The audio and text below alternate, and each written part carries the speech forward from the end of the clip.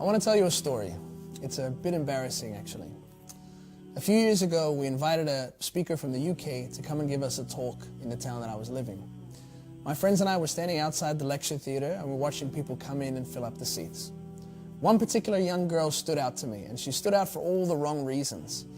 She was wearing clothes that were spray-on tight.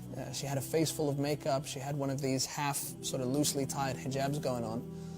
And I remember, for some reason, just seeing this girl dressed in this way and coming to this event that's about the Day of Judgment, I was just full of anger. And I turned to my friends and I said to them, what's wrong with this girl, and why isn't she, respecting Allah subhanahu wa ta'ala, and why is she dressed in this way, and of all the places you could go dressed like this, why choose this particular event? And it just hit a nerve for me for some reason. I even thought about going up to her and saying to her, why are you coming here dressed this way? Don't you know that this is an Islamic event? Don't you know that this is not the way you're supposed to dress? But my friends talked me out of it. Anyway, we went inside the hall and the speaker gave his talk. It was a beautiful talk. And at the end of the talk, someone made their way up to the stage and handed him a little paper note.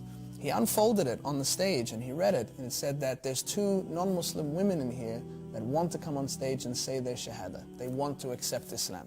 And then, Subhan Allah, it was that very same girl that I saw walking in that I had been so critical of in my mind. She was the one that made her way to the stage and said her shahada and became Muslim.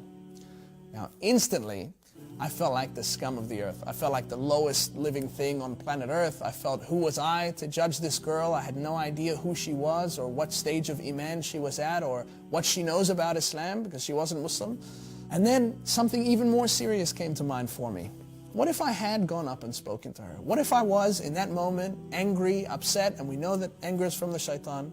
What if in that moment, with all that anger inside me, I went up to that girl and I said, hey, how dare you come to this event dressed like that? What impact would I have had? I could have been the reason why this girl walked away from that event and even walked away from Islam. I started the night thinking that I was such a better Muslim than her. Subhanallah. At the end of the night, Allah subhanahu wa ta'ala showed me that the opposite is true.